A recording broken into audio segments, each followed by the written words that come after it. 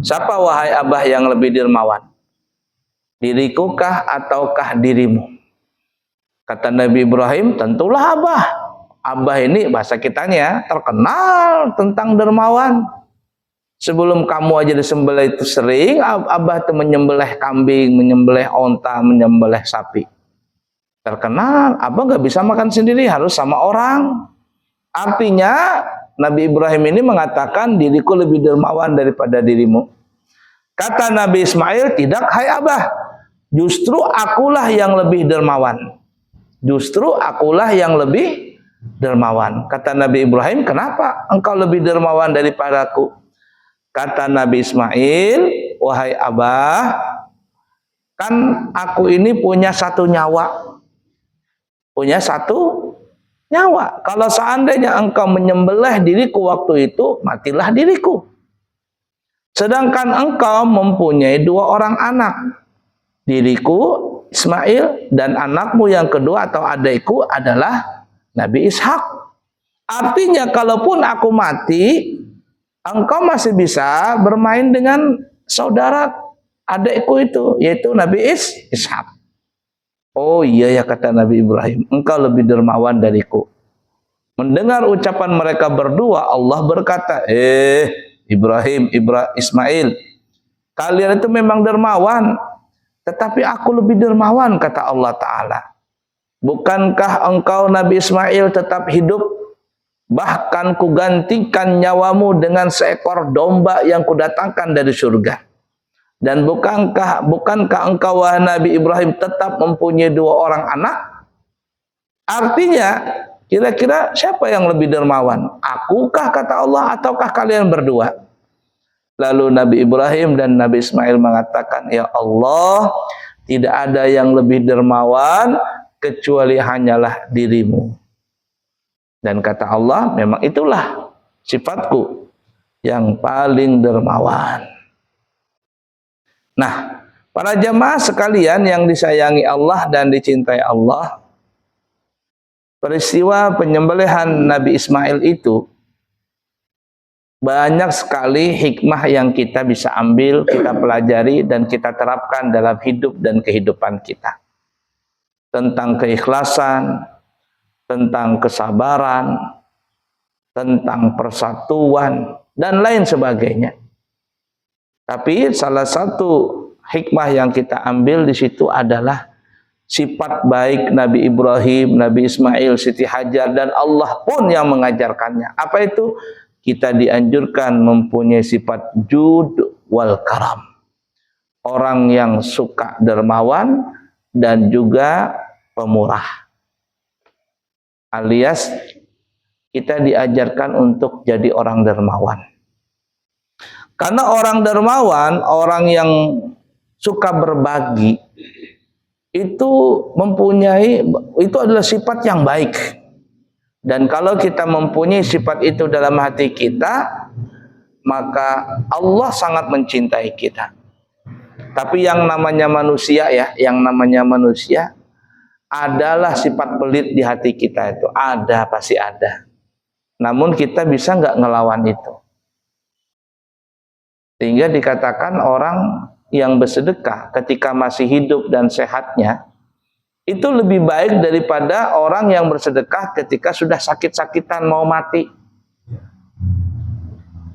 Ya, disebutkan dalam hadis itu ya, 1 dirham, seseorang bersedekah 1 dirham.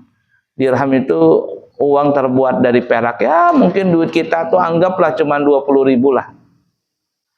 Bersedekah 20.000 pada saat kita lagi sehat, lagi ya sehat walafiat begini, itu lebih baik daripada kita bersedekah 20 juta tapi sudah mau meninggal dunia. Sudah sakit nih, kata dokter, Pak, ya Bapak dokter, mohon maaf Pak, nyawa Bapak ini paling-paling tinggal 3 bulan. Makan aja Pak yang bebas.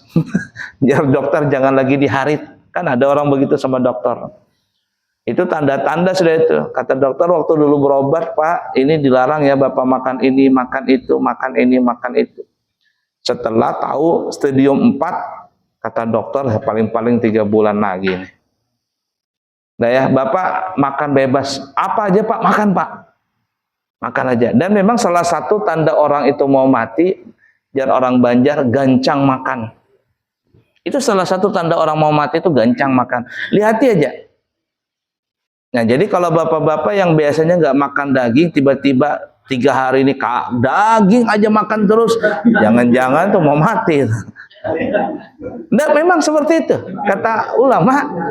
Beneran ini beneran. Salah satu tanda orang itu mau meninggal dunia itu gancang makan. Hati aja. Jadi hati-hati juga kalau makan terlalu gancang lah. Nah itu. Hampir rata-rata begitu, bukan hampir, memang tandanya itu. Tandanya itu. Kenapa kita bicara gancang makan tadi ya? Apa sebelumnya kita bicara tadi? Iya, Nabi Ibrahim. Jud wal karam. Mempunyai sifat mulia dan dermawan. Nah, jadi kalau kita bersedekah ketika masih hidup 20.000 itu lebih baik daripada kita bersedekah 20 juta tapi sudah mau meninggal dunia. Nah, itu ya. Saking begitunya. Nah, numpung kita masih hidup, ayo bersedekah. Cuman ya tadi namanya kita punya sifat pelit. Namanya manusia, kita mempunyai sifat pelit. Kalau nggak percaya, coba aja. Di kantong kita ini ada 100.000 sama 50.000. 100.000 sama 50.000. Lalu ada orang minta sedekah. Pak, saya belum makan Pak 3 hari. Belum makan? Iya, belum pernah makan nasi Pak. Cuman lontong aja. Sama aja. Artinya saya pengemis Pak, minta duit Pak. Ada 100 sama 50.000. Kira-kira yang mana yang kita kasihkan? 100 atau 50? Enggak dua-duanya. Enggak dua-duanya. Kata kita, mohon maaf Pak ya, lewatin dulu. Enggak ada duit kecil. Itu kita enggak? Kalau di Banjar tuh pintar pengemisnya, orang Banjar ya. Pengemisnya pintar tuh. Enggak ada duit kecil, enggak apa-apa katanya orang yang ada kembaliannya ada. Enggak, beneran ini, beneran di Banjar itu. Di Banjar itu bisa kita bersedekah berhuruf duit. Saya bersedekah 2.000, aku 10.000 aja. Ada nggak kembaliannya 8.000? Ada Pak Ahin aja ya. Ternyata pengemisnya lebih banyak duit. Bisa itu, bisa bersedekah, bangsol tuh bisa. Nah, ya. Jadi kalau di kantong kita ada 100 sama 50, lihat aja saja. Kalau kita terdesak juga memberikan itu, biasanya kita memberikan 50.000.